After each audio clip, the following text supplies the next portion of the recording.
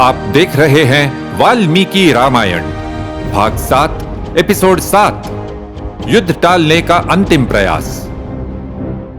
रावण के दरबार में कुछ लोग अब भी उसे समझाने में लगे थे। रावण के नाना माल्यवान ने उससे स्पष्ट कहा, राम से संधि कर लो, वो बहुत शक्तिशाली है, उसके साथ युद्ध करने में समझदारी नहीं। लेकिन रावण ने यह सलाह ठुकरा दी। न एतत् श्रोत्रगतम मम, आपकी बात मेरे कानों तक पहुंची ही नहीं है। और आप राम को इतना महान क्यों मानते हैं? आप हो किसके पक्ष में? द्विधा भज्येयमपि न नमेयन्तु कस्यचित्, भले ही मेरे 2 टुकड़े हो जाएं, मैं कभी झुकूंगा नहीं। उधर वानर सेना ने रात्रि के लिए नगरी के बाहर पड़ाव डाला था। श्री राम अपने साथियों के साथ चर्चा कर रहे थे। तब विभीषण ने कुछ महत्वपूर्ण बातें बताईं। मुझे पता चला है कि रावण ने पूर्वी द्वार की सुरक्षा प्रहस्त को सौंपी है। महापार्श्व और महोदर दक्षिणी द्वार पर तैनात हैं तथा इंद्रजित पश्चिम की ओर। उत्तरी द्वार पर रावण स्वयं है। उत्तरम नगरद्वारम रावणः स्वयमास्थितः। विरूपाक्ष नगरी के बीचों बीच बनी छावनी को देख रहा है। श्री राम ने इस पर विचार किया और फिर हमले की रणनीति बनाई। नील की सेना पूर्व की ओर से आक्रमण करेगी और अंगद की सेना दक्षिण से। हनुमान पश्चिम में इंद्रजित का मुकाबला करेंगे। लक्ष्मण के साथ मैं उत्तरी द्वार पर रहूंगा। रावण का मैं स्वयं सामना करूंगा। देखो, श्री राम ने कैसे इंद्रजित से युद्ध करने के लिए हनुमान जी को चुना।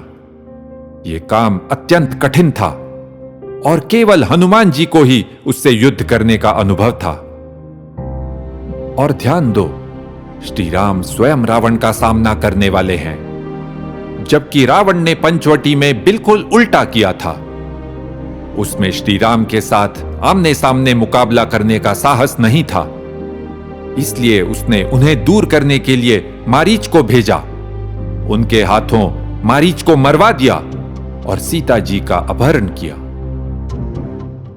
फिर श्री राम ने सभी से कहा, जैसे ही हम उनकी बाहरी सुरक्षा भंग करें, सुग्रीव, जांबवान और विभीषण नगरी में घुसकर बीच वाली छावनी पर हमला करें। और याद रहे, न चैव मानुषम रूपम कार्यम हरिभिराहवे, कोई भी वानर मानव रूप में नहीं होना चाहिए।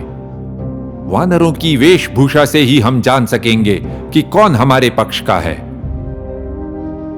फिर उसी रात दूर से लंका को देखते हुए श्री राम सोचने लगे, एको ही कुरुते पापम, एक ही व्यक्ति पाप करता है, पर उसका दंड कितने लोगों को भुगतना पड़ता है।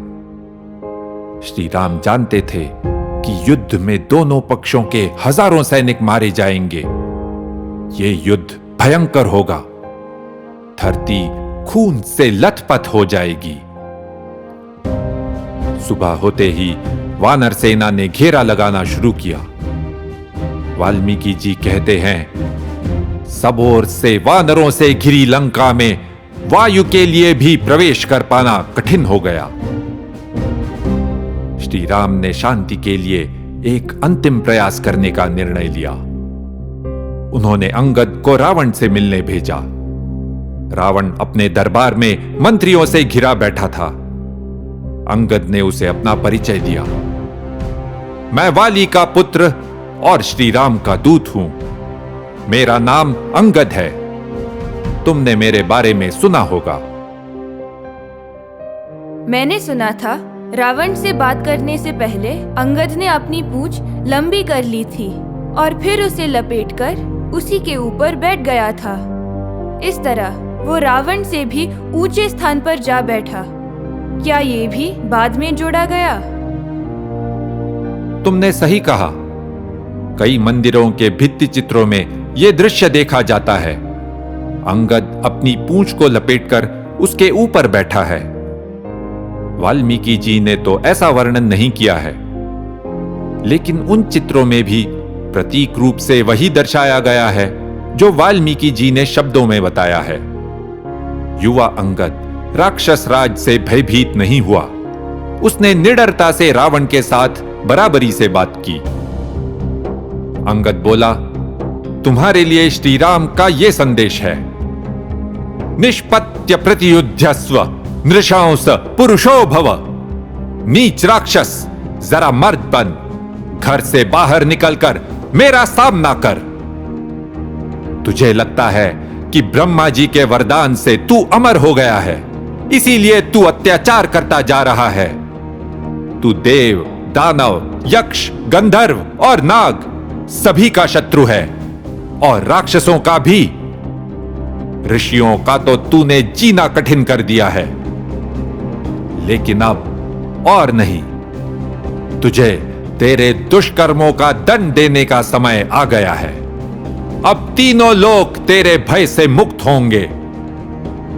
तूने मेरे न होते हुए सीता का अपहरण किया, क्या बड़ी बहादुरी दिखाई। अब दिखा तू अपना साहस रणभूमि में। और हां, आने से पहले अपने श्राद्ध कर्म की तैयारी कर लेना, क्योंकि मैं तेरे बंधु बांधवों सहित तेरा नाश कर डालूंगा। और अगर तू जीवित रहना चाहता है, सत्कृत्य वैदेहीम प्रणिपत्य प्रदास्यसि, तो मेरे चरणों में गिरकर आदरपूर्वक सीता को लौटा दे। रावण क्रोध से भड़क उठा। उसने आदेश दिया, मार डालो इस वानर को। देखो, रावण ने फिर इस नियम पर ध्यान नहीं दिया कि दूत का कभी वध नहीं किया जाता। रावण का आदेश सुनते ही 4 राक्षसों ने अंगद की भुजाएं पकड़ ली, लेकिन अंगद उछलकर महल के ऊपरी भाग पर जा चढ़ा। तस्योत्पतन वेगेन निर्धूतास्तत्र राक्षसाः भूमौ निपतिताः सर्वे राक्षसेन्द्रस्य पश्यतः। उसके उछलने के वेग से झटका खाकर वे राक्षस जमीन पर गिर गए। रावण देखता रह गया। अंगद ने जोर से गर्जना की और लाते मार मार कर महल की छत तोड़ डाली। फिर एक भवन से दूसरे भवन कूदते हुए वो नगरी के बाहर चला गया।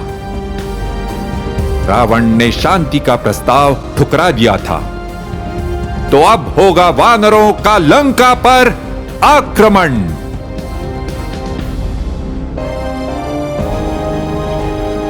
इति ह आस, ऐसा ही हुआ था।